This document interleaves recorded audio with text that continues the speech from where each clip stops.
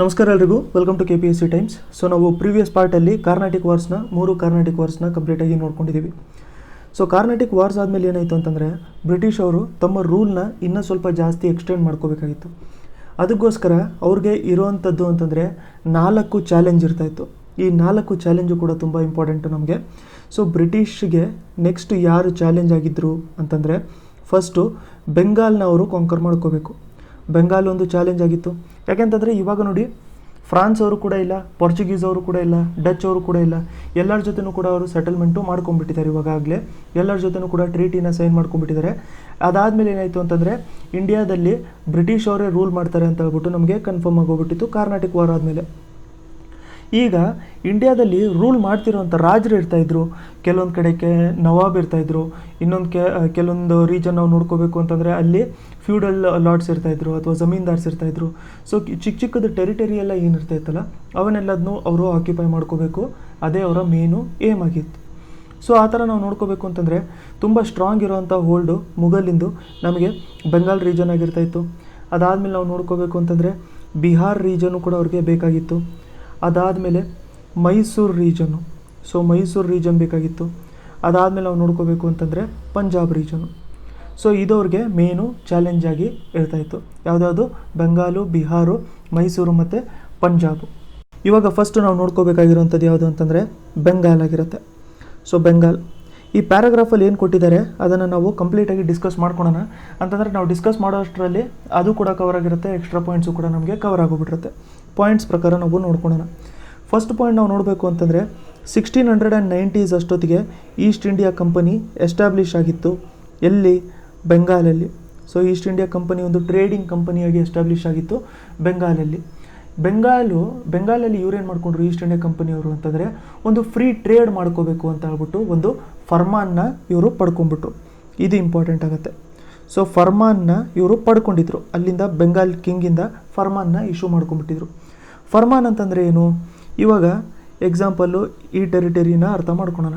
ಇದೊಂದು ABC ಅಂತ ಒಂದು ಟೆರಿಟರಿ ಇದೆ ಅಂತ ಅಂದ್ಕೊಳೋಣ. ಇದರಲ್ಲಿ D ರಾಜ ಇದ್ದಾರೆ.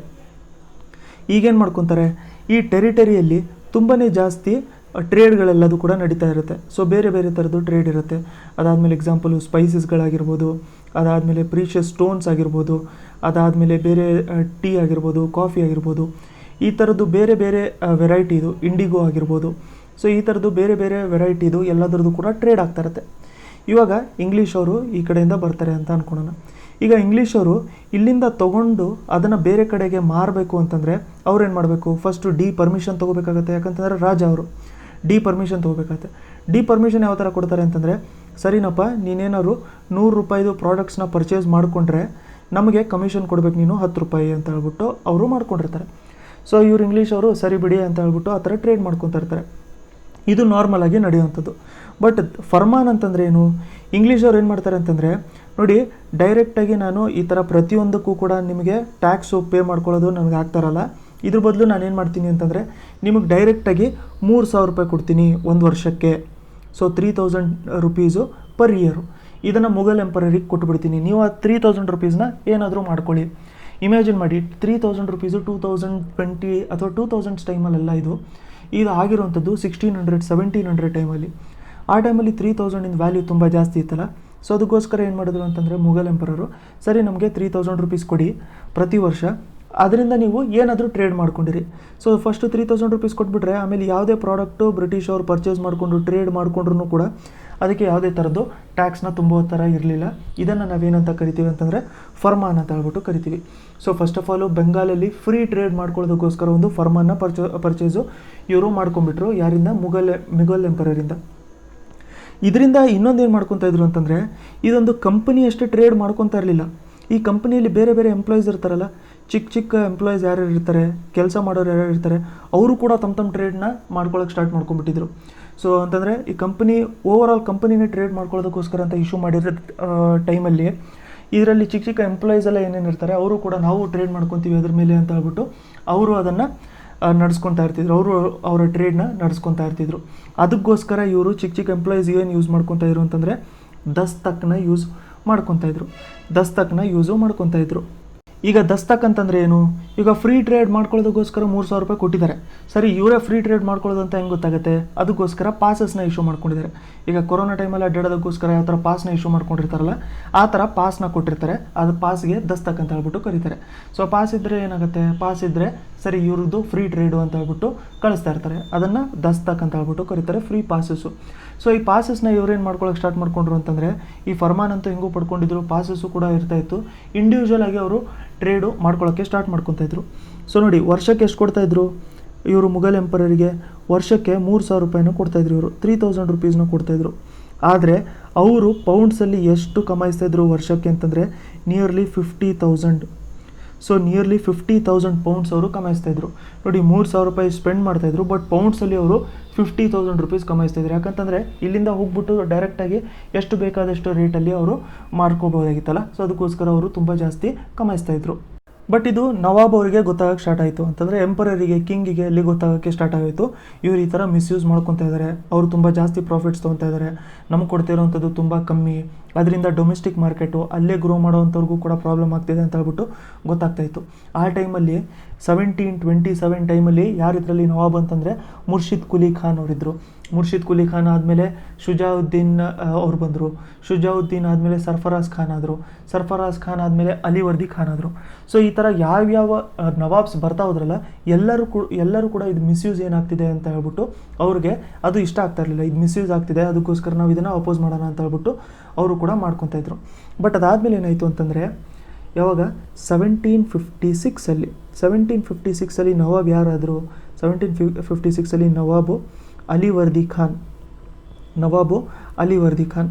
ಇದಕ್ಕಿಂತ ಮುಂಚೆ ನವಾಬ್ ಇದ್ರಲ್ಲ, ಅವರು ಇದು ಇಷ್ಟಪಡ್ತಾ ಇರಲಿಲ್ಲ. ಬಟ್ ಅವರು ಸ್ಟಾಪ್ ಮಾಡೋಕ್ಕೆ ಟ್ರೈ ಮಾಡ್ತಾಯಿದ್ರು ಇಲ್ವೋ ಅಂತ ಹೇಳ್ಬಿಟ್ಟು ನಿಮ್ಗೆ ಡೌಟ್ ಬರ್ತಾ ಇರುತ್ತೆ.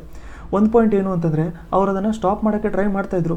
ಬಟ್ ಇಂಗ್ಲೀಷವರು ಅಥವಾ ಬ್ರಿಟೇನವ್ರು ಏನು ಮಾಡ್ತಿದ್ರು ಅಂತಂದರೆ, ಯಾವುದಾದ್ರೂ ನವಾಬ್ ಏನಾದರೂ ಈ ಥರ ಸ್ಟಾಪ್ ಮಾಡೋಕ್ಕೆ ಟ್ರೈ ಮಾಡ್ತಿದ್ದಾರೆ ಅಂತಂದರೆ ಅವರು ಬೇರೆಯವ್ರಿಗೆ ಹೇಳೋರು, ನೋಡಪ್ಪ ಇವಾಗ ನವಾಬು ನಮ್ಮ ಟ್ರೇಡ್ನ ಸ್ಟಾಪ್ ಮಾಡಬೇಕು ಅಂತ ಇದ್ದಾನೆ, ನೀನಾದ್ರೂ ನವಾಬ್ ಆಗ್ತೀಯಾ ಇಲ್ವಾ ಅಂತ. ಸೊ ಇನ್ನೊಬ್ಬರು ಸರಿ, ಅವ್ರಿಗೂ ಆಸೆ ಇರುತ್ತೆ ನವಾಬ್ ಆಗಬೇಕು ಅಂತ. ಅವರು ನವಾಬ್ ಆದ ತಕ್ಷಣ ಅವ್ರಿಗೆ ಏನು ಮಾಡೋರು ಅಂತಂದರೆ, ಸರಿ ಇನ್ನೂ ಸ್ವಲ್ಪ ಫ್ರೀ ಟ್ರೇಡ್ ಎಕ್ಸ್ಟೆಂಡ್ ಮಾಡ್ಕೊಂಬಿಡೋದು, ಇನ್ನೂ ಸ್ವಲ್ಪ ರೀಜನಲ್ ಫ್ರೀ ಟ್ರೇಡ್ ಮಾಡ್ಕೊಂಬಿಡಿ ಅಂತ ಹೇಳ್ಬಿಟ್ಟು ಅವರು ಕೂಡ ಪರ್ಮಿಷನ್ ಕೊಡೋಕ್ಕೆ ಸ್ಟಾರ್ಟ್ ಮಾಡ್ತಾಯಿದ್ರು. ಸೊ ಒಂದು ನವಾಬ್ನ ಸಾಯಿಸ್ಬಿಟ್ಟು ಇನ್ನೊಂದು ನವಾಬ್ ಬರೋರು, ಇನ್ನೊಂದು ನವಾಬ್ ಅವನು ಕೂಡ ಸ್ವಲ್ಪ ದಿನ ಅವನು ಕೂಡ ಸಫರ್ ಪಡ್ತಾ ಇದ್ದ. ಸರಿ, ನಾವು ಕೂಡ ಈಗ ಪ್ರಾಬ್ಲಮಲ್ಲಿದ್ದೀವಿ ಅಂತ ಹೇಳ್ಬಿಟ್ಟು ಅದಾದಮೇಲೆ ಅವನಿಗೂ ಕೂಡ ರಿಯಲೈಸ್ ಆಗ್ತಾಯಿತ್ತು ಇದರಿಂದ ಪ್ರಾಬ್ಲಮ್ ತುಂಬ ಜಾಸ್ತಿ ಆಗ್ತಿದೆ ಅಂತ. ಸೊ ಅದಾದಮೇಲೆ ಅವ್ರನ್ನೂ ಕೂಡ ರೀಪ್ಲೇಸ್ ಮಾಡಿಬಿಟ್ಟು ಬೇರೆಯವ್ರು ಬರೋರು. ಈ ಥರ ಏನಾಯಿತು ಅಂತಂದರೆ, ಅಲಿವರ್ದಿ ಖಾನ್ ಅಂತ ಹೇಳ್ಬಿಟ್ಟು ಒಂದು ನವಾಬ್ ಬಂದರು 1756ಅಲ್ಲಿ. ಈ ಅಲಿವರ್ದಿ ಖಾನ್ ಬಂದ್ಬಿಟ್ಟು ಏನು ಮಾಡಿದ್ರು ಅಂತಂದರೆ, 2 ಪಾಯಿಂಟು. ಇವನು ಈ ಥರ ಪರ್ಸ್ನಲ್ ಟ್ರೇಡ್ ಏನು ಮಾಡ್ಕೊತಾ ಇದ್ರಲ್ಲ, ಪರ್ಸ್ನಲ್ ಪ್ರಿವಿಲೇಜಸ್ಸು, ಪರ್ಸ್ನಲಾಗಿ ಟ್ರೇಡ್ ಏನು ಮಾಡ್ಕೊತಾ ಇದ್ರು, ಆ ಟ್ರೇಡ್ನ ಸ್ಟಾಪ್ ಮಾಡಿದ್ರು. ಸೊ ಪರ್ಸ್ನಲ್ ಟ್ರೇಡ್ನ ಇವರು ಸ್ಟಾಪ್ ಮಾಡಿಕೊಂಡ್ರು. ಅದಾದಮೇಲೆ ಟ್ರಿಬ್ಯೂಟ್ಸ್ ಏನು ಇವರು ಕಂಪನಿ ಕೊಡ್ತಾ ಇದ್ರಲ್ಲ, ಟ್ರಿಬ್ಯೂಟ್ಸ್ ಟು ಕಂಪನಿ ಅಂತಂದರೆ ಇದೇನು ಫ್ರೀ ಟ್ರೇಡ್ ಮಾಡ್ಕೊಳ್ಳೋದಕ್ಕೋಸ್ಕರ ಟ್ರಿಬ್ಯೂಟ್ ಕೊಟ್ಟಿರ್ತಾರಲ್ಲ, ಆ ಟ್ರಿಬ್ಯೂಟು ಕೂಡ ಇವರು ಸ್ಟಾಪ್ ಮಾಡ್ಕೊಂಡ್ಬಿಟ್ರು. ಸೊ ಈ ಥರ ಇವರು ಸ್ಟಾಪ್ ಮಾಡ್ಕೊಂಡ್ಬಿಟ್ರು. ಫಸ್ಟ್ ಯಾರು ಮಾಡಿದ್ದು ಅಂತಂದರೆ ಅಲಿವರ್ದಿ ಖಾನ್ ಈ ಥರ ಮಾಡ್ಕೊಂಡ್ಬಿಟ್ಟಿದ್ರು. ಸೊ ಅದಕ್ಕೆ ಅಲಿವರ್ದಿ ಖಾನ್ನ ಇಳಿಸ್ಬಿಟ್ಟು ಏನು ಮಾಡಿದ್ರು ಅಂತಂದರೆ, ಸಿರಾಜುದ್ದೌಲಾನ ನವಾಬ್ ಮಾಡಿಬಿಟ್ರು ಬೆಂಗಾಲಿಂದು. ಸಿರಾಜುದ್ದೌಲಾ ಅಲಿವರ್ದಿ ಖಾನ್ ಆದಮೇಲೆ ಬಂದಿದ್ದು. ಸೊ ಅಲಿವರ್ದಿ ಖಾನ್ ಆದಮೇಲೆ ಬಂದಿದ್ದು ನಮ್ಗೆ ಯಾರು ಅಂತಂದರೆ ಸಿರಾಜುದ್ದೌಲಾ. ಸೊ ಇವ್ರು ಬಂದಮೇಲೆ ಏನಾಯಿತು ಅಂತಂದರೆ, ಸರಿ ಅಂತ ಇನ್ನೂ ಸ್ವಲ್ಪ ಟ್ರೇಡ್ ನಡೆಸ್ತಾಯಿದ್ರು. ಬಟ್ ಇನ್ನೂ ಜಾಸ್ತಿ ಅವರು ಮಿಸ್ಯೂಸ್ ಮಾಡ್ಕೊಳ್ಳೋಕ್ಕೆ ಸ್ಟಾರ್ಟ್ ಮಾಡ್ಕೊಂಡಿದ್ರು. ಕೊಟ್ಟಿರುವಂಥ ಪರ್ಮಿಷನ್ಸ್ಗಳನ್ನ ಇನ್ನೂ ಜಾಸ್ತಿ ಮಿಸ್ಯೂಸ್ ಮಾಡ್ಕೊತಾಯಿದ್ರು ಬ್ರಿಟೇನವರು. ಅದು ಇಲ್ಲಿ ನವಾಬ್ಗೂ ಕೂಡ ಇಷ್ಟ ಆಗ್ತಾ ಇರಲಿಲ್ಲ. ಅದರಲ್ಲಿ ನವಾಬ್ ಏನು ಆರ್ಡರ್ ಪಾಸ್ ಮಾಡಿದರು ಅಂತಂದರೆ, ಯಾವುದೇ ಕಾರಣಕ್ಕೂ ಬ್ರಿಟೇನವರು ಅಥವಾ ಇಂಗ್ಲೀಷವರು ತಮ್ಮ ಫೋರ್ಟಿಫಿಕೇಷನ್ ಪ್ರಾಸೆಸ್ನ ಮಾಡ್ಕೋಬಾರ್ದು ಅಂತಂದರೆ, ಇಲ್ಲೇನಾದ್ರು ಒಂದು ಫ್ಯಾಕ್ಟ್ರಿ ಇದೆ ಅಂತಂದರೆ ಅದ್ರ ಸುತ್ತಲೂ ಕೂಡ ಫೋರ್ಟ್ ಕಟ್ಬಿಡೋವಂಥದ್ದು ಅಥವಾ ಕಾಂಪೌಂಡ್ ಥರದ್ದು ಕಟ್ಕೊಂಡ್ಬಿಡೋವಂಥದ್ದು. ಇದರಿಂದ ಏನಾಗುತ್ತೆ ಅಂತಂದರೆ, ಅದು ಟೆರಿಟರಿ ಅವ್ರದ್ದೇ ಆಗೋ ಥರ ಆಗ್ತಾ ಇರುತ್ತೆ, ಅಲ್ಲಿ ಅವ್ರದ್ದೇ ರೂಲಿಂಗು ಕೂಡ ನಡೀತಾ ಇರುತ್ತೆ.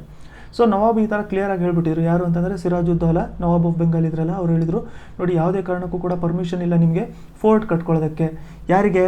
ಫ್ರಾನ್ಸ್ ಅವ್ರಿಗೂ ಕೂಡ ಪರ್ಮಿಷನ್ ಇಲ್ಲ, ಜೊತೆಗೆ ಇಲ್ಲಿ ಬ್ರಿಟೇನ್ ಅವ್ರಿಗೂ ಕೂಡ ಪರ್ಮಿಷನ್ ಇಲ್ಲ. ಫ್ರಾನ್ಸ್ ಅವರು ಕೂಡ ಕೆಲವೊಂದು ರೀಜನ್ಸಲ್ಲಿ ಇರ್ತಾ ಇದ್ರಲ್ಲ ಅವಾಗ.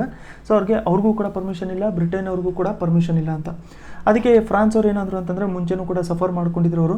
ಅದಕ್ಕೋಸ್ಕರ ಅವ್ರು ಏನಂದರು, ಸರಿನಪ್ಪ ನಾವು ಈ ಥರ ಏನು ಫೋರ್ಟ್ ಕಟ್ಕೊಳ್ಳೋಕೆ ಹೋಗಲ್ಲ ಅಂತ ಹೇಳ್ಬಿಟ್ಟು ಅವರು ಒಪ್ಕೊಂಡ್ಬಿಟ್ಟಿದ್ರು. ಬಟ್ ಇಂಗ್ಲೀಷ್ ಅವ್ರು ಏನು ಮಾಡಿದ್ರು ಅಂತಂದರೆ, ಈ ಥರ ಯಾವುದೇ ಪರ್ಮಿಷನ್ಗೂ ಕೂಡ ಒಪ್ಕೊಳ್ಳಿಲ್ಲ. ಇಂಗ್ಲೀಷ್ ಅವರು ಪರ್ಮಿಷನ್ ತೊಗೊಳ್ಳಿಲ್ದಂಗೆ ಫೋರ್ಟ್ ಕಟ್ಕೊಳ್ಳೋಕ್ಕೆ ಸ್ಟಾರ್ಟ್ ಮಾಡ್ಕೊಂಡ್ಬಿಟ್ರು. ಸೊ ಈ ಥರ ಮಾಡ್ಕೊಂಡಿರ್ಬೇಕಾದ್ರೆ ಅದು ನವಾಬಿಗೆ ಇಷ್ಟ ಆಗತ್ತಾ? ಸೊ ಅದು ಇಷ್ಟ ಆಗಲ್ಲ. ಸೊ ಇದೊಂದು ಇಷ್ಟ ಆಗಿರಲಿಲ್ಲ ನವಾಬಿಗೆ, 45 ಮಾಡ್ಕೊತಾ ಇದ್ದಾರೆ ಅಂತ. ಸೊ ಇದೇ ಟೈಮಲ್ಲಿ ಏನಿತ್ತು ಅಂತಂದರೆ ಒಬ್ಬ ರಾಜ್ ಬಲ್ಲಭ್ ಅಂತ ಇದ್ದರು, ರಾಜ್ ಬಲ್ಲಭ್ ಅಂತ ಇದ್ದರು. ಸೊ ರಾಜ್ ಬಲ್ಲಭ್ ಏನು ಮಾಡಿದರು ಅಂತಂದರೆ ಬೆಂಗಾಲ್ ಟೆರಿಟರಿಯಿಂದ ತುಂಬಾ ಜಾಸ್ತಿ ಟ್ರೆಜರ್ಸು ಅಂತಂದರೆ ಅಲ್ಲಿ ಇರುವಂಥದ್ದು ಒಡವೆಗಳಾಗಿರ್ಬೋದು ಅಥವಾ ಏನಾದ್ರು ಕರೆನ್ಸಿ ಆಗಿರ್ಬೋದು. ಸೊ ಈ ಥರ ತುಂಬಾ ಜಾಸ್ತಿ ಟ್ರೆಜರ್ಸ್ಗಳನ್ನ ತೊಗೊಂಡು ಓಡೋಗ್ಬಿಟ್ಟಿದ್ರು. ಇವ್ರಿಗೊಬ್ಬ ಮಗ ಇದ್ದ, ಅವ್ರ ಹೆಸರು ಬಂದ್ಬಿಟ್ಟು ಕೃಷ್ಣದಾಸ್ ಅಂತ. ಸೊ ಕೃಷ್ಣದಾಸಿಗೆ ಬ್ರಿಟಿಷ್ ಅವರು ಅಸೈಲಮ್ ಕೊಟ್ಟಿದ್ರು. ಅಸೈಲಮ್ ಅಂತಂದ್ರೆ ಏನು?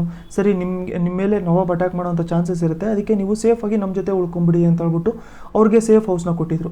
ಇದು ಕೂಡ ನಮಗೆ ನವಾಬಿಗೆ ಇಲ್ಲಿ ಇಷ್ಟ ಆಗಿರಲಿಲ್ಲ. ನೋಡಿ, ಫೋರ್ಟು ಕೂಡ ಕಟ್ಕೊಂಡ್ಬಿಟ್ಟಿದ್ದಾರೆ, ಜೊತೆಗೆ ಯಾರು ಲೂಟಿ ಮಾಡ್ಕೊಂಡು ಹೋಗಿದ್ದಾರೆ ಅವ್ರಿಗೂ ಕೂಡ ಅವ್ರು ಶೆಲ್ಟರ್ ಕೊಟ್ಟಿದ್ದಾರೆ. ಅದಕ್ಕೆ ಯಾವುದು ಕೂಡ ಸಿರಾಜುದ್ದೌಲಾಗೆ ಅಥವಾ ಅಲ್ಲಿ ಇರುವಂಥ ನವಾಬ್ ಯಾರಿದ್ರು ಸಿರಾಜುದ್ದೌಲಾ ಅವ್ರಿಗದು ಇಷ್ಟ ಆಗಿರಲಿಲ್ಲ. ಅದಕ್ಕೆ ಏನಾಯಿತು ಅಂತಂದರೆ ಇಂಗ್ಲೀಷು ಮತ್ತು ಇಲ್ಲಿ ಬೆಂಗಾಲು ಅವ್ರ ಮಧ್ಯದಲ್ಲಿ ವಾರ್ ಆಗುವಂಥದ್ದು ಚಾನ್ಸಸ್ ನಮಗೆ ಕಾಣ್ತಾ ಬರ್ತಾಯಿತ್ತು. ಅದಕ್ಕೆ ಏನು ಮಾಡಿದ್ರು ಅಂತಂದರೆ ಸಿರಾಜುದ್ದೌಲಾ ನವಾಬ್ ಇದ್ರಲ್ಲ ಅವ್ರೇನು ಮಾಡಿದ್ರು, ಸರಿ ಇವ್ರದ್ದೆಲ್ಲ ಜಾಸ್ತಿ ಆಯಿತು ಅಂತ ಹೇಳ್ಬಿಟ್ಟು ಇವ್ರೇನು ಮಾಡ್ಕೊಂಡ್ರು, ಒಂದೇ ಸರಿ ಹೋಗ್ಬಿಟ್ಟು ಇಂಗ್ಲೀಷ್ ಅವ್ರದ್ದು ಫೋರ್ಟ್ ಏನಿತ್ತಲ್ಲ, ಸೊ ಇಂಗ್ಲೀಷ್ ಅವ್ರ ಫೋರ್ಟ್ ಮೇಲೆ ಅಟ್ಯಾಕ್ ಮಾಡಿಕೊಂಡ್ರು. ಸೊ ಇಂಗ್ಲೀಷ್ ಅವ್ರ ಫೋರ್ಟ್ನ ಅಟ್ಯಾಕ್ ಮಾಡಿಕೊಂಡ್ರು ಎಲ್ಲಿ? ಕಲ್ಕತ್ತಾದಲ್ಲಿ. ಸೊ ಇಂಗ್ಲೀಷ್ ಅವ್ರ ಫೋರ್ಟ್ನ ಅಟ್ಯಾಕ್ ಮಾಡಿಕೊಂಡ್ರು. ಆ ಟೈಮಲ್ಲಿ ಏನು ಮಾಡ್ಕೊಂಡ್ರು ಅಂತಂದರೆ ಇಂಗ್ಲೀಷ್ ಅವರು ಓಡೋಗಿ ಅವರು ಕಂಪ್ಲೀಟಾಗಿ ಓಡೋಗ್ಬಿಟ್ಟಿರಲಿಲ್ಲ ಅಂತಂದರೆ ಆ ಟೆರಿಟರಿನ ಬಿಟ್ಟು ಓಡೋಗ್ಬಿಟ್ಟಿದ್ದಾರೆ ಅಂತ ಹೇಳ್ಬಿಟ್ಟು ಇಲ್ಲಿ ನವಾಬ್ ಅಂದ್ಕೊಂಡಿದ್ರು. ಈ ನವಾಬ್ ಯಾರು? ಸಿರಾಜುದ್ದೌಲಾ. ಸೊ ಅವರು ಕಂಪ್ಲೀಟಾಗಿ ಅದೇ ಜಾಗ ಏನು ಬಿಟ್ಟು ಓಡೋಗಿರಲಿಲ್ಲ. ಅವರು ಅಲ್ಲೇ ಹೂಗ್ಲಿ ನದಿ ಏನಿದೆಯಲ್ಲ, ಸೊ ಹೂಗ್ಲಿ ರಿವರ್ ನೀವು ನ್ಯೂಸಲ್ಲೂ ಕೂಡ ನೋಡ್ಕೊಂಡಿರ್ತೀರ. ಸೊ ಈ ಹೂಗ್ಲಿ ಹತ್ರ ಹೋಗ್ಬಿಟ್ಟು ಅಲ್ಲಿ ಉಳ್ಕೊಂಡ್ಬಿಟ್ಟಿದ್ರು, ಅಲ್ಲಿ ಸ್ವಲ್ಪ ಸೇಫಾಗಿ ಉಳ್ಕೊಂಡ್ಬಿಟ್ಟಿದ್ರು.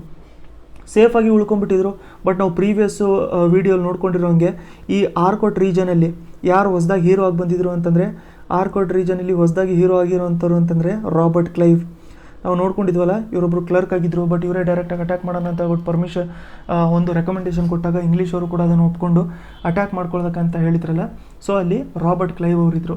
ಸೊ ಇವ್ರೇನು ಮಾಡಿದ್ರು ಅಂತಂದರೆ ಇಲ್ಲಿ ಹೂಗ್ಲಿ ರಿವರ್ ಇದೆಯಲ್ಲ, ಸೊ ಇಲ್ಲಿ ಹೂಗ್ಲಿ ರಿವರಲ್ಲಿ ಇವರು ಶೆಲ್ಟರ್ ತೊಗೊಂಡ್ಬಿಟ್ಟಿದ್ರು. ಇಲ್ಲಿ ಉಳ್ಕೊಂಡು ಇವ್ರೇನು ಮಾಡಿದ್ರು ಅಂತಂದರೆ ರಾಬರ್ಟ್ ಕ್ಲೈವಿಗೆ ಮೆಸೇಜ್ ಕಳಿಸಿದ್ರು. ಸೊ ನಮಗೆ ಸಪೋರ್ಟ್ ಬೇಕು, ಅದಕ್ಕೋಸ್ಕರ ರಾಬರ್ಟ್ ಕ್ಲೈವ್ ಅವರು ನೀವು ಬೆಂಗಾಲ್ ಹತ್ರ ಫೋರ್ಸಸ್ನ ತೊಗೊಂಡು ಬಂದುಬಿಡಿ ಅಂತ ಹೇಳ್ಬಿಟ್ಟು ಅವರು ರಾಬರ್ಟ್ ಕ್ಲೈವಿಗೆ ಒಂದು ಹೆಲ್ಪ್ ಮಾಡೋದಕ್ಕೋಸ್ಕರ ಒಂದು ಮೆಸೇಜ್ನ ಕಳಿಸಿದ್ರು. ಅದಕ್ಕೆ ರಾಬರ್ಟ್ ಕ್ಲೈವ್ ಏನು ಮಾಡಿದ್ರು ಅಂತಂದರೆ ಈ ಆರ್ಕೋಟದ ಮಡ್ರಾಸ್ ರೀಜನಿಂದ ಏನು ಮಾಡಿದ್ರು ಅಂತಂದರೆ ಬ್ರಿಟಿಷ್ ಆರ್ಮಿನ ತೊಗೊಂಡು ಅವರು ಆ ಬೆಂಗಾಲ್ ರೀಜನ್ಗೆ ತಲುಪಿದ್ರು. ಸೊ ಇವ್ರು ಯಾವಾಗ ತಲುಪಿದ್ರಲ್ಲ, ಅಲ್ಲಿ ಆಗಿರುವಂಥ ವಾರಿಗೆ ನಾವೇನಂತ ಕರಿತೀವಿ ಬ್ಯಾಟಲ್ ಆಫ್ ಪ್ಲಾಸಿ. ಸೊ ನಮಗೆ ಬ್ಯಾಟಲ್ ಆಫ್ ಪ್ಲಾಸಿ ಬಗ್ಗೆ ಒಂದೇ ನೆನ್ಪಿಟ್ಕೊಂಡಿರಬೇಕು ಅಂತಂದರೆ ಯಾವ ಕಾರಣಕ್ಕೋಸ್ಕರ ಈ ಥರ ವಾರ್ ಬಂದಿತ್ತು ಅಂತ ಹೇಳ್ಬಿಟ್ಟು. ಸೊ ಸಿರಾಜುದ್ದೌಲಾ ಅವ್ರಿಗೆ 2 ಇನ್ಸ್ಟೆನ್ಸಸ್ ಇರ್ತಾಯಿತ್ತು. ಅದು ಒಂದು ಬಂದ್ಬಿಟ್ಟು ಫೋರ್ಟಿಫಿಕೇಷನ್ ಮಾಡುವಂಥದ್ದು, ಇನ್ನೊಂದು ಪಾಯಿಂಟ್ ಬಂದ್ಬಿಟ್ಟು ಕೃಷ್ಣದಾಸಿಗೆ ಅಲ್ಲಿ ಅಸೈಲಮ್ ಕೊಡುವಂಥದ್ದು. 2 ಇಷ್ಟ ಆಗಿರಲಿಲ್ಲ. ಅದಕ್ಕೆ ನವಾಬ್ ಏನು ಮಾಡಿದ್ರು ಅಂತಂದರೆ ಕಲ್ಕತ್ತಾ ಮೇಲೆ ಇವರು ಅಟ್ಯಾಕ್ ಮಾಡಿಕೊಂಡು ಆ ಫೋರ್ಟ್ನ ಸೀಸ್ ಮಾಡಿಕೊಂಡ್ರು. ಅವ್ರು ಓಡೋಗ್ಬಿಟ್ಟು ಇಲ್ಲಿ ಹೂಗ್ಲಿ ರಿವರ್ ಹತ್ರ ಉಳ್ಕೊಂಡ್ಬಿಟ್ಟಿದ್ರು. ಅಲ್ಲಿಂದ ರಾಬರ್ಟ್ ಕ್ಲೈವಿಗೆ ಮೆಸೇಜ್ ಕಳಿಸಿದ್ರು, ನಮಗೆ ಸಪೋರ್ಟಿಗೆ ಬನ್ನಿ ಅಂತ ಹೇಳ್ಬಿಟ್ಟು. ಅದಾದಮೇಲೆ ರಾಬರ್ಟ್ ಕ್ಲೈವ್ ಅವರು ಇಲ್ಲಿ ಬಂದರು ಸಪೋರ್ಟ್ ಮಾಡ್ಕೊಳ್ಳೋದಕ್ಕೋಸ್ಕರ ಅಂತ ಹೇಳ್ಬಿಟ್ಟು ಬಂದರು ಇಂಗ್ಲೀಷ್ ಆರ್ಮಿಗೆ. ಅಲ್ಲಿ ನಡೆದಿರುವಂಥ ವಾರಿಗೆ ನಾವು ಬ್ಯಾಟಲ್ ಆಫ್ ಪ್ಲಾಸಿ ಅಂತ ಹೇಳ್ಬಿಟ್ಟು ಕರಿತೀವಿ. ಸೊ ಇವಾಗ ಬ್ಯಾಟಲ್ ಆಫ್ ಪ್ಲಾಸಿಯಲ್ಲಿ ಏನಾಯಿತು ಅಂತ ಹೇಳ್ಬಿಟ್ಟು ನೋಡ್ಕೊಳ್ಳೋಣ. ಇವಾಗ ಬ್ಯಾಟಲ್ ಆಫ್ ಪ್ಲಾಸಿ ಅನ್ನೋದು ಇದೇನು ಬ್ಯಾಟಲ್ ಇದೆಯಲ್ಲ, ಇದನ್ನು ಯಾವಾಗಲೂ ಫೈಟೇ ಮಾಡಲಿಲ್ಲ ಅಂತಲೂ ಕೂಡ ಹೇಳ್ತಾ ಇರ್ತಾರೆ. ನಡೆದಿರೋದು ಯಾವಾಗ ಇದು ಅಂತಂದರೆ ಡೇಟ್ ತುಂಬ ಇಂಪಾರ್ಟೆಂಟು, 23 ಜೂನ್ 1757. ಸೊ ನಾವು ಪ್ರೀವಿಯಸ್ ಸ್ಲೈಡಲ್ಲಿ ನಾವೇನು ನೋಡ್ಕೊಂಡಿದ್ದೀವಿ, ಸೊ ಸಿರಾಜುದ್ದೌಲಾ ಯಾವಾಗ ನಮಗೆ ನವಾಬ್ ಆದರು, ಅವರು 1756 ನವಾಬ್ ಆಗಿದ್ದರು. ಸೊ 1756 ನವಾಬ್ ಆಗಿದ್ದರು. ಅವ್ರು ನವಾಬ್ ಆದಾಗ್ಲೂ ಕೂಡ ತುಂಬಾ ಜಾಸ್ತಿ ಯಂಗ್ ಆಗಿದ್ದರು. ಸೊ ತುಂಬ ಯಂಗ್ ಇರ್ಬೇಕಾದ್ರೆ ಏನು ಮಾಡ್ತಾರೆ ಅಂತಂದರೆ ಅಲ್ಲಿ ಬೇರೆಯವರು ರೂಲ್ ಮಾಡ್ತಾರೆ ಅವ್ರ ಹೆಸರಲ್ಲಿ, ಅಥವಾ ಅವರ ಅಮ್ಮ ಆಗಿರ್ಬೋದು ಅಥವಾ ಅವ್ರ ಅಕ್ಕ ಆಗಿರ್ಬೋದು, ಅಣ್ಣ ಆಗಿರ್ಬೋದು, ಅವ್ರು ಏನಾದ್ರು ರೂಲ್ ಮಾಡುವಂಥದ್ದು ಚಾನ್ಸಸ್ ತುಂಬ ಜಾಸ್ತಿ ಇರುತ್ತೆ. ಸೊ ಅದಕ್ಕೋಸ್ಕರ ಸಿರಾಜುದ್ದೌಲಾ ಇದೇನು ನವಾಬ್ ಆಫ್ ಬೆಂಗಾಲ್ ಇದ್ರಲ್ಲ, ಇವರಲ್ಲಿ ಒಬ್ಬರು ಕಮಾಂಡರ್ ಇನ್ ಚೀಫ್ ಇದ್ದರು. ಸೊ ಕಮಾಂಡರ್ ಇನ್ ಚೀಫ್ ಅಂತಂದರೆ ಆರ್ಮಿನ ಅವರೇ ಕಮಾಂಡ್ ಮಾಡ್ತಾ ಇರೋರು. ಅವ್ರ ಹೆಸರು ತುಂಬ ಇಂಪಾರ್ಟೆಂಟ್ ಆಗುತ್ತೆ ನಮಗೆ. ಅವ್ರ ಹೆಸರು ಬಂದ್ಬಿಟ್ಟು ಮೀರ್ ಜಾಫರ್ ಅಂತ. ಸೊ ಮೀರ್ ಜಾಫರ್ ಅಂತ ಇದು ನಮಗೆ ಬ್ಯಾಕ್ಗ್ರೌಂಡು ನೆನ್ಪಿಟ್ಕೊಂಡಿರಬೇಕು. 1756 ಇವ್ರು ಕಿಂಗ್ ಆದರು. ಕಮಾಂಡರ್ ಇನ್ ಚೀಫ್ ಯಾರಿದ್ರು ಇವ್ರ ಆರ್ಮಿಯಲ್ಲಿ ಅಂತಂದರೆ ಮೀರ್ ಜಾಫರ್ ಅವರು ಇದ್ದರು. ಇವಾಗ ನಾವು ಪ್ರೀವಿಯಸ್ಲಿ ಎಲ್ಲಿವರೆಗೂ ನೋಡ್ಕೊಂಡಿದ್ವಿ, ಬ್ರಿಟಿಷ್ ಅವರು ಸ್ವಲ್ಪ ರೀಇನ್ಫೋರ್ಸ್ಮೆಂಟ್ ಸ್ವಲ್ಪ ಹೆಲ್ಪ್ನ ಕೇಳಿದ್ರು ರಾಬರ್ಟ್ ಕ್ಲೈವ್ ಮಡ್ರಾಸ್ ರೀಜನಿಂದ ಹೆಲ್ಪ್ನ ತೊಗೊಂಡು ಬಂದರು. ಸೊ ರಾಬರ್ಟ್ ಕ್ಲೈವ್ ಫೈಟ್ ಮಾಡ್ಕೊಳ್ಳೋಕ್ಕಿಂತ ಮುಂಚೆ ಏನು ಮಾಡ್ಕೊಂಡ್ರು ಅಂತಂದರೆ, ರಾಬರ್ಟ್ ಕ್ಲೈವ್ ಅವರು ಫಸ್ಟು ಹೋಗ್ಬಿಟ್ಟು ಮೀರ್ ಜಾಫರ್ ಅವ್ರ ಜೊತೆ ಒಂದು ಅಲಯನ್ಸ್ನ ಮಾಡ್ಕೊಂಡ್ರು. ಮೀರ್ ಜಾಫರ್ ಅವ್ರ ಜೊತೆ, ನೋಡಪ್ಪ ನಿನ್ನ ಆರ್ಮಿನ ನೀನು ಅವ್ರ ಜೊತೆ ಫೈಟ್ ಮಾಡ್ಕೊಳಕ್ಕೆ ಹೋಗ್ಬೇಡ, ನಮ್ಮ ಅಗೇನ್ಸ್ಟು ಫೈಟ್ ಮಾಡ್ಕೊಳ್ಳೋಕ್ಕೇನು ಹೋಗ್ಬೇಡ, ಹಾಗಂತ ನೀನು ಅವ್ರ ಕಡೆಯಿಂದನೂ ಏನು ಫೈಟ್ ಮಾಡಬೇಡ, ನಮ್ಮ ಕಡೆಯಿಂದನೂ ಏನು ಫೈಟ್ ಮಾಡೋಕ್ಕೆ ಹೋಗ್ಬೇಡ, ನೀನು ನಾರ್ಮಲಾಗಿ ಉಳ್ಕೊಂಬಿಡು ಅಂತ ಹೇಳ್ಬಿಟ್ಟು ಅವರು ಹೇಳಿದ್ರು. ಸೊ ಮೀರ್ ಜಾಫರ್ ಹೇಳಿದ್ರು, ಸರಿ ನಾನು ಆ ಥರ ಮಾಡಿದ್ರೆ ನನಗೇನು ಪ್ರಾಫಿಟ್ಟು? ಆ ಟೈಮಲ್ಲಿ ರಾಬರ್ಟ್ ಕ್ಲೈವ್ ಹೇಳಿದ್ರು, ನೀನು ಆ ಥರ ನಮಗೆ ಹೆಲ್ಪ್ ಮಾಡಿದ್ರೆ ನೆಕ್ಸ್ಟು ಈ ಕಿಂಗು ಸಿರಾಜುದ್ದೌಲನ ನಾವು ಮರ್ಡರ್ ಮಾಡಿಬಿಡ್ತೀವಿ, ನೀನೇ ನೆಕ್ಸ್ಟು ನವಾಬ್ ಆಗ್ಬಿಡುವಂತೆ ಅಂತ. ಸೊ ಸರಿ, ಒಂದೇ ಸರಿ ನಾನು ನವಾಬ್ ಆಗೋಗ್ಬಿಡ್ತೀನಿ ಅಂತ ಹೇಳ್ಬಿಟ್ಟು ಏನು ಮಾಡಿದ್ರು ಅಂತಂದರೆ, ಮೀರ್ ಜಾಫರಿಗೆ ಒಬ್ಬ ಮಗ ಇದ್ದ, ಅವ್ರ ಹೆಸರು ಬಂದ್ಬಿಟ್ಟು ಮಿರಾನ್ ಅಂತ. ಸೊ ಅವ್ರ ಮಗನ ಹೆಸರು ಬಂದ್ಬಿಟ್ಟು ಮಿರಾನ್ ಅಂತ. ಸೊ ಮಿರಾನ್ ಏನು ಮಾಡಿದ್ರು ಅಂತಂದರೆ, ಹೋಗ್ಬಿಟ್ಟು ಸಿರಾಜುದ್ದೌಲನ ಕ್ಯಾಪ್ಚರ್ ಮಾಡಿಬಿಟ್ಟು ಮರ್ಡರ್ ಮಾಡಿಬಿಟ್ಟ. ಯಾರು ಆರ್ಡರ್ ಮಾಡಿರೋದು? ಅದಕ್ಕೆ ಮೀರ್ ಜಾಫರೇ ಆರ್ಡರ್ ಮಾಡಿದ್ದ. ಸೊ ನೋಡಿ, ಇದರಲ್ಲಿ ಇಂಗ್ಲೀಷ್ ಒಂಥರ ಇನ್ವಾಲ್ವೇ ಆಗಿಲ್ಲ. ಸೊ ಮೀರ್ ಜಾಫರು ಯಾರು ಕಮಾಂಡರ್ ಇನ್ ಚೀಫು? ಬೆಂಗಾಲಿಂದ ಕಮಾಂಡರ್ ಚೀಫು. ಸಿರಾಜುದ್ದೌಲ ಯಾರು? ಸಿರಾಜುದ್ದೌಲ ಬೆಂಗಾಲಿನ ನವಾಬು. ಮೀರ್ ಜಾಫರ್ ಏನು ಮಾಡ್ದ? ಅವ್ನ ಮಗಂಗೆ ಹೇಳ್ದ ಮಿರಾನಿಗೆ, ನೀನು ಹೋಗ್ಬಿಟ್ಟು ನವಾಬಿಗೆ ಸಾಯಿಸ್ಬಿಡು ಅಂತ ಹೇಳ್ಬಿಟ್ಟು. ಸೊ ಮಿರಾನ್ ಏನು ಮಾಡ್ದ? ಹೋಗ್ಬಿಟ್ಟು ಸಿರಾಜುದ್ದೌಲನ ಅಟ್ಯಾಕ್ ಮಾಡಿಬಿಟ್ಟು ಕ್ಯಾಪ್ಚರ್ ಮಾಡಿಕೊಂಡು ಅವನ್ನ ಅಲ್ಲೇ ಸಾಯಿಸ್ಬಿಟ್ಟ. ಸೊ ಇದರಿಂದ ಏನಾಯಿತು ಅಂತಂದರೆ, ನೆಕ್ಸ್ಟ್ ನವಾಬ್ ಯಾರಾದರು? ನೆಕ್ಸ್ಟ್ ನವಾಬ್ ಬಂದ್ಬಿಟ್ಟು ಮೀರ್ ಜಾಫರ್ ಆದರು. ಸೊ ನೋಡಿ, ಆಲ್ಮೋಸ್ಟು ಫೈಟ್ ಮಾಡಲಿಲ್ದಂಗೆ ಬ್ಯಾಟಲ್ನ ವಿನ್ ಆಗಿದ್ದು ಯಾರು ಅಂತಂದರೆ ಇಲ್ಲಿ ಬ್ರಿಟಿಷ್ ಅವರು. ಅದಕ್ಕೆ ರಾಬರ್ಟ್ ಕ್ಲೈವ್ ಅವರು ತುಂಬ ಇಂಪಾರ್ಟೆಂಟು ಹಿಸ್ಟ್ರಿಯಲ್ಲಿ ಬ್ರಿಟೇನ್ ಅವ್ರಿಗೆ. ಯಾಕಂತಂದರೆ ಅವರ ಪಾಲಿಸೀಸ್ ಆ ಥರ ಇರ್ತಾಯಿತ್ತು, ಅವರ ಟ್ಯಾಕ್ಟಿಕ್ಸ್ ಆ ಥರ ಇರ್ತಾಯಿತ್ತು. ಸೊ ನೋಡಿ, ಒಬ್ಬ ಕಮಾಂಡರ್ ಇನ್ ಚೀಫು ಇವಾಗ ನವಾಬ್ ಆಗಿಬಿಟ್ಟಿದ್ದಾನೆ ಅಂತ ಹೇಳಿದ ತಕ್ಷಣ ಅವ್ನಿಗೆ ತುಂಬಾ ಜಾಸ್ತಿ ಖುಷಿ ಆಗುತ್ತೆ. ಅದು ಫಸ್ಟ್ ಮಾತು. ಸೊ ಅದಕ್ಕೆ ಕಾರಣ ಯಾರು? ಬ್ರಿಟೇನ್ ಅವರು ಕಾರಣ. ಅದಕ್ಕೆ ಏನು ಮಾಡ್ದ ಅಂತಂದರೆ, 24 ಪರಗಣಾಸ್ 24 ಪರಗಣ ಅಂತ ಒಂದು ಡಿಸ್ಟ್ರಿಕ್ಟ್ ಇದೆ. ಸೊ ಈ ಡಿಸ್ಟ್ರಿಕ್ಟ್ನ ಕಂಪ್ಲೀಟಾಗಿ ಅವನು ಬ್ರಿಟೇನ್ ಅವ್ರಿಗೆ ಕೊಟ್ಬಿಟ್ಟ. ತೊಗೊಳ್ರಿ, ನೀವು ಈ ಡಿಸ್ಟ್ರಿಕ್ಟಲ್ಲಿ ನೀವೇನಾದ್ರು ಟ್ರೇಡು ಮಾಡ್ಕೊಂಬಿಡಿ ಅಂತ ಹೇಳ್ಬಿಟ್ಟು. ಸೊ ಈ ಡಿಸ್ಟ್ರಿಕ್ಟ್ನ ಬೆಂಗಾಲಲ್ಲಿರುವಂಥ ಈ ಡಿಸ್ಟ್ರಿಕ್ಟ್ನ ಇಂಗ್ಲೀಷ್ ಅವ್ರಿಗೆ ಕೊಟ್ಬಿಟ್ಟ. ಅದ್ರ ಜೊತೆಗೆ ತುಂಬ ಜಾಸ್ತಿ ಅಮೌಂಟ್ನೂ ಕೂಡ ಕೊಟ್ಬಿಟ್ಟ ಅವನು ಬ್ರಿಟೇನ್ ಅವ್ರಿಗೆ. ಇದರಿಂದ ಏನಾಯಿತು ಅಂತಂದರೆ, ಬ್ರಿಟೇನ್ ಅವರು ಕಂಪ್ಲೀಟಾಗಿ ಇಂಡಿಯಾ ಮೇಲೆ ರೂಲು ಮಾಡೇ ಮಾಡ್ತಾರೆ. ಇಂಡಿಯನ್ ರೂಲರ್ಸ್ ಇದ್ರೂ ಕೂಡ ಪರವಾಗಿಲ್ಲ ಅಂತ ಹೇಳ್ಬಿಟ್ಟು ಆಗೋಯ್ತು. ಸೊ ಅದಕ್ಕೆ ಇದನ್ನು ನಾವೇನು ಕನ್ಸಿಡರ್ ಮಾಡ್ಕೊಂಡಿರ್ತೀವಿ, ಬ್ಯಾಟಲ್ ಆಫ್ ಪ್ಲಾಸಿ ಎಕ್ಸಾಮಲ್ಲೂ ಕೂಡ ತುಂಬ ಜಾಸ್ತಿ ಕೇಳ್ತಾರೆ. ಇವಾಗ 10th ಎಕ್ಸಾಮಲ್ಲಿ ಅಷ್ಟೇ ಅಲ್ಲ, UPSC KPSC ಎಕ್ಸಾಮ್ಸಲ್ಲೂ ಕೂಡ ಕೇಳ್ತಾರೆ. ಯಾಕೆ ಅಂತಂದರೆ, ಬ್ಯಾಟಲ್ ಆಫ್ ಪ್ಲಾಸಿಯಿಂದ ಕಂಪ್ಲೀಟಾಗಿ ಒಂದು ಫೇಟೇ ಚೇಂಜ್ ಆಗೋಯಿತು. ನಮಗೆ ಬ್ರಿಟಿಷ್ ರೂಲ್ ಯಾವ ಥರ ಇಂಡಿಯಾದಲ್ಲಿ ನಡೆಯುತ್ತೆ ಅಂತ ಕಂಪ್ಲೀಟಾಗಿ ಫೇಟೇ ಚೇಂಜ್ ಆಗೋಯಿತು. ಸೊ ಫ್ರಾನ್ಸ್ ಅವ್ರು ಇದ್ರೂ ಕೂಡ ಅವರು ನವಾಬ್ ಹೇಳಿರೋ ಅಂತ ಕೇಳಿದರು. ಬಟ್ ಬ್ರಿಟೇನ್ ಅವರು ನವಾಬ್ ಹೇಳಿರೋ ಹಂಗೆ ಕೇಳಿರಲಿಲ್ಲ. ಆ ಟೈಮಲ್ಲಿ ನವಾಬ್ ಅಟ್ಯಾಕ್ ಮಾಡಿದ್ರೂ ಕೂಡ ಅವರು ನವಾಬ್ಗೆ ಅಗೇನ್ಸ್ಟಾಗಿ ಹೋಗ್ಬಿಟ್ಟು ನವಾಬ್ ಅಗೇನ್ಸ್ಟ್ ಅವರು ವಿನ್ ಆಗಿದ್ದರು. ಇದರಲ್ಲಿ ಒಂದು ಮೋಸ್ಟ್ ಇಂಪಾರ್ಟೆಂಟು ಕಾನ್ಸೆಪ್ಟ್ನ ನಾನು ಇವಾಗ ಹೇಳ್ತೀನಿ, ಅದು ಅವಾಗ ಡಿಸ್ಕಸ್ ಮಾಡ್ಕೊಂಡಿರಲಿಲ್ಲ, ಯಾಕಂತಂದರೆ ಸ್ಟೋರಿಗೆ ಅಡ್ಡ ಬರುತ್ತೆ ಅಂತ. ಸೊ ನಾನು ಮುಂಚೆ ಏನು ಹೇಳಿದ್ದೆ, ನವಾಬು ಈ ಥರ ಫೋರ್ಟಿಫಿಕೇಷನ್ ಮಾಡ್ಕೊತಾ ಇದ್ದಾರೆ ಅಂತ ಹೇಳ್ಬಿಟ್ಟು ನವಾಬಿಗೆ ಗೊತ್ತಾದ ಮೇಲೆ ಸಿರಾಜುದ್ದೌಲ ಏನು ಮಾಡಿದ್ರು ಅಂತಂದರೆ, ಅವರು ಫೋರ್ಟು ಇಂಗ್ಲೆಂಡ್ ಅವರು ಏನು ಕಟ್ತಾ ಇದ್ರಲ್ಲ ಫೋರ್ಟು, ಆ ಫೋರ್ಟ್ ಮೇಲೆ ಅಟ್ಯಾಕ್ ಮಾಡ್ಕೊಂಡ್ಬಿಟ್ಟಿದ್ರು. ಅಟ್ಯಾಕ್ ಮಾಡ್ಕೊಂಡ ತಕ್ಷಣ ಇಲ್ಲಿನವರು ಎಲ್ಲರೂ ಕೂಡ ಹೂಗ್ಲಿ ರಿವರ್ ಹತ್ರ ಹೋಗ್ಬಿಟ್ಟು ಅಲ್ಲಿ ರೀಇನ್ಫೋರ್ಸ್ಮೆಂಟ್ನ ಕರ್ಸ್ಕೊಂಡಿದ್ರು ಅಂತ ಹೇಳ್ಬಿಟ್ಟು ನಾನು ಬ್ಯಾಕ್ಗ್ರೌಂಡಲ್ಲಿ ಹೇಳಿದ್ದೀನಿ.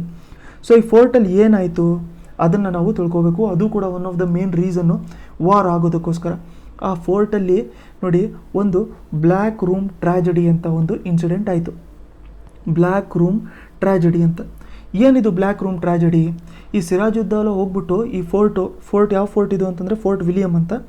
ಸೊ ಇದು ಫೋರ್ಟ್ ವಿಲಿಯಮ್ನ ಅಟ್ಯಾಕ್ ಮಾಡಿಕೊಂಡು ಏನು ಮಾಡಿದ್ರು ಅಂತಂದರೆ, ಅಲ್ಲಿ ಇರೋವಂಥವ್ರು ಎಷ್ಟೊಂದು ಜನ ಎಸ್ಕೇಪ್ ಆಗೋಗ್ಬಿಟ್ರು.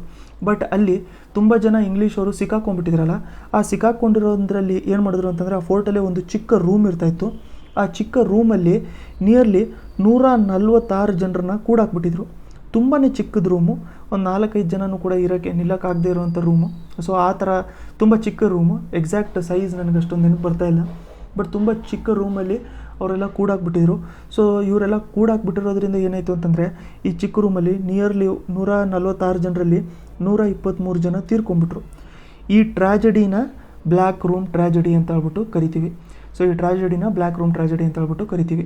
ಫಸ್ಟು ರೀಸನ್ ಏನು ಅಂತಂದರೆ, ಈ ವಾರ್ ಆಗೋದಕ್ಕೆ ದಸ್ತಕ್ನ ಮಿಸ್ಯೂಸ್ ಮಾಡ್ಕೊತಾ ಇದ್ರು. ಅದೇ ಪಾಲಿಸೀಸು ಏನು ಪಾಸಸ್ ಇರ್ತೈತೆ ಅದನ್ನು ಮಿಸ್ಯೂಸ್ ಮಾಡ್ಕೊತಾ ಇದ್ರು. ಜೊತೆಗೆ ಫೋರ್ಟಿಫಿಕೇಷನ್ ಮಾಡ್ಕೊತಾ ಇದ್ರು ಪರ್ಮಿಷನ್ ಇಲ್ದಿದ್ದಂಗೆ. ಅದ್ರ ಜೊತೆಗೆ ಇಂಗ್ಲೀಷ್ ಕಡೆಯಿಂದ ಬ್ಲ್ಯಾಕ್ ರೂಮ್ ಟ್ರ್ಯಾಜಡಿ ಕೂಡ ಇದೊಂದು ನವಾಬ್ ಕಡೆಯಿಂದ ನಡೆದಿತ್ತು. ಅದು ಕೂಡ ಇಂಗ್ಲೀಷ್ ಅವ್ರಿಗೆ ಸ್ವಲ್ಪ ಸಿಟ್ಟು ಬರ್ಸಿತ್ತು. ಅದಕ್ಕೋಸ್ಕರನೇ ಈ ವಾರು ನಡೆದಿರುವಂಥದ್ದು. ಸೊ ಇನ್ಮೇಲೆ ನವಾಬ್ ಯಾರಾಗಿದ್ರು ಅಂತಂದರೆ, ಇನ್ಮೇಲೆ ನವಾಬ್ ಬಂದ್ಬಿಟ್ಟು ನಮಗೆ ಮೀರ್ ಜಾಫರ್ ಆಗಿದ್ರು. ಸೊ ಅದನ್ನೇ ಇಲ್ಲೂ ಕೂಡ ಎಕ್ಸ್ಪ್ಲೇನ್ ಮಾಡ್ಕೊಂಡಿದ್ದಾರೆ, ಯಾವ ಥರ ರಾಬರ್ಟ್ ಕ್ಲೈವ್ ಅವರು ಹೋಗ್ಬಿಟ್ಟು ಕನ್ವಿನ್ಸ್ ಮಾಡ್ಕೊಂಡ್ರು ಮೀರ್ ಜಾಫರ್ ಅವ್ರಿಗೆ ನ್ಯೂಟ್ರಲಾಗಿ ಉಳ್ಕೋಬೇಕು ಅಂತ ಹೇಳ್ಬಿಟ್ಟು ಹೇಳ್ತಾ ಇದ್ದಾರೆ. ಅದಾದಮೇಲೆ ಔಟ್ಕಮ್ಸಲ್ಲೂ ಕೂಡ ಅದನ್ನೇ ಹೇಳ್ತಾ ಇದ್ದಾರೆ. ಔಟ್ಕಮ್ಸ್ ಅಂತಂದರೆ ನಮಗೆ ಇವಾಗ ಡೈರೆಕ್ಟಾಗಿ ಈ ಸ್ಟೋರಿ ನೋಡಿರೋದ್ರಲ್ಲೇ ಅರ್ಥ ಆಗ್ತಾ ಇರುತ್ತೆ. ಇದರಿಂದ ನಮಗೇನು ಗೊತ್ತಾಗೋಯ್ತು ಅಂತಂದರೆ, ಫಸ್ಟ್ ಆಫ್ ಆಲು ಇವರು ಇಂಡಿಯನ್ ರೂಲರ್ಸಲ್ಲಿ ಯಾರ್ಯಾರು ನವಾಬ್ ಇದ್ರಲ್ಲ ಅವರಲ್ಲಿ ಯೂನಿಟಿ ಇರಲಿಲ್ಲ ಅಂತ. ಯಾಕಂತಂದರೆ ಇದರಲ್ಲಿ ಬ್ರಿಟನ್ ಅವ್ರು ಫೈಟೇ ಮಾಡ್ಕೊಂಡಿರಲಿಲ್ಲ, ಮೀರ್ ಜಾಫರೇ ಡೈರೆಕ್ಟಾಗಿ ಹೋಗಿ ಅಟ್ಯಾಕ್ ಮಾಡ್ಕೊಂಡ್ಬಿಟ್ಟಿದ್ದಾನೆ ಅಂತ ಹೇಳ್ಬಿಟ್ಟು. ಸೊ ಇದಾದಮೇಲೆ ಮೀರ್ ಜಾಫರು ನವಾಬು ಕೂಡ ಆದರು. ಮೀರ್ ಜಾಫರ್ ನವಾಬ್ ಆಗಿರೋದ್ರಿಂದ 24 ಪರಗಣಾಸ್ ಅದನ್ನು ಬ್ರಿಟಿಷ್ಗೂ ಕೊಟ್ಟ. ಅದಾದಮೇಲೆ ತುಂಬಾ ಜಾಸ್ತಿ ಅಮೌಂಟು ಕೂಡ ಕೊಟ್ಟ ಬ್ರಿಟನ್ ಅವ್ರಿಗೆ. ಸೊ ಇಲ್ಲಿ ನೋಡಿ ಎಕ್ಸಾಕ್ಟ್ ಅಮೌಂಟು ಬಂದ್ಬಿಟ್ಟು ಇಲ್ಲಿ ಮೆನ್ಷನ್ ಮಾಡ್ಕೊಂಡಿದ್ದಾರೆ. ನೋಡಿ ಪೇ ₹17 ಕಾರ್ನರ್, ಆಮೇಲೆ 70 lakh as a relief to Sirajuddaula's attack ಅಂತಂದರೆ ಅಟ್ಯಾಕ್ ಮಾಡಿ ಫೋರ್ಟ್ ವಿಲಿಯಮ್ನ ನೀವು ಅಟ್ಯಾಕ್ ಮಾಡಿರೋದ್ರಿಂದ ಇಷ್ಟೊಂಥರ ಫೈನ್ ಥರ ನೀವು ತುಂಬಬೇಕು ಅಂತ ಹೇಳ್ಬಿಟ್ಟು ಇವರು ಇಸ್ಕೊಂಡಿದ್ರು. ಅದನ್ನು ನಾವಿಲ್ಲಿ ಅರ್ಥ ಮಾಡ್ಕೊಂಡಿದ್ದೀವಿ. ಸೊ ಈಗ ಮೀರ್ ಜಾಫರು ನವಾಬ್ ಆಗೋಗ್ಬಿಟ್ಟಿದ್ದಾರೆ. ಮೀರ್ ಜಾಫರ್ ನವಾಬ್ ಆದಮೇಲೂ ಕೂಡ ಇಂಗ್ಲೀಷ್ ಅವ್ರಿಗೆ ಏನಾಗೋಯ್ತು ಅಂತಂದರೆ, ನೋಡಿ ನಾವು ನವಾಬ್ ಅಗೇನ್ಸ್ಟ್ ಯಾವಾಗಾರು ಕೂಡ ಹೋಗ್ಬೋದು. ಸೊ ನವಾಬು ನಾವು ಹೇಳ್ದಂಗೆ ಕೇಳ್ಕೊಂಡಿರ್ಬೇಕಾಗತ್ತೆ, ನಾವು ಹೇಳ್ದಂಗೆ ನಡೆಸ್ಕೊಂಡಿರ್ಬೇಕಾಗತ್ತೆ ಅಂತ ಹೇಳ್ಬಿಟ್ಟು ನಡೀತಾ ಇತ್ತು. ಅದಕ್ಕೆ ಅವ್ರದ್ದು ಏನಾಯಿತು ಅಂತಂದರೆ ಡಿಮಾಂಡ್ ಏನಿರ್ತಾಯಿತ್ತು ಬ್ರಿಟಿಷ್ ಅವ್ರದ್ದು ಬರ್ತಾ ಬರ್ತಾ ಜಾಸ್ತಿನೇ ಆಗ್ತಾ ಹೋಗ್ತಾ ಇತ್ತು. ಸೊ ಈ ಟೈಮಲ್ಲಿ ಒಂದು ಮೋಸ್ಟ್ ಇಂಪಾರ್ಟೆಂಟ್ ಪಾಯಿಂಟು ನೆನ್ಪಿಟ್ಕೊಂಡಿರಬೇಕು. ಪ್ರೀವಿಯಸ್ ವೀಡಿಯೋಲಿ ನಾವು ಡಿಸ್ಕಸ್ ಮಾಡ್ಕೊಂಡಿದ್ವಿ ಡಚ್ ಅವರ ರೂಲು ಯಾವ ಥರ ಮುಗ್ದೋಗ್ಬಿಟ್ಟಿತ್ತು ಅಂತ. ಸೊ ಅದರಲ್ಲಿ ನಾವೇನು ಹೇಳ್ಕೊಂಡಿದ್ವಿ ಅಂತಂದರೆ, ಡಚ್ ಅವರು ಇಲ್ಲಿ ನವಾಬಿನ ಸೈಡಲ್ಲಿದ್ದರು. ಸೊ ನವಾಬ್ ಜೊತೆ ಸೇರಿಕೊಂಡು ಅವ್ರು ಏನು ಮಾಡ್ಕೊಂಡಿದ್ರು ಅಂತಂದರೆ ಬ್ರಿಟನ್ ಮೇಲೆ ಅಟ್ಯಾಕ್ ಮಾಡ್ಕೊಂಡಿದ್ರು. ಅಂತಂದರೆ ಇಲ್ಲಿ ಬ್ರಿಟಿಷ್ ಅವ್ರು ಏನು ಇಂಡಿಯಾದಲ್ಲಿದ್ದರು ಅವ್ರ ಮೇಲೆ ಅಟ್ಯಾಕ್ ಮಾಡ್ಕೊಂಡಿದ್ರು.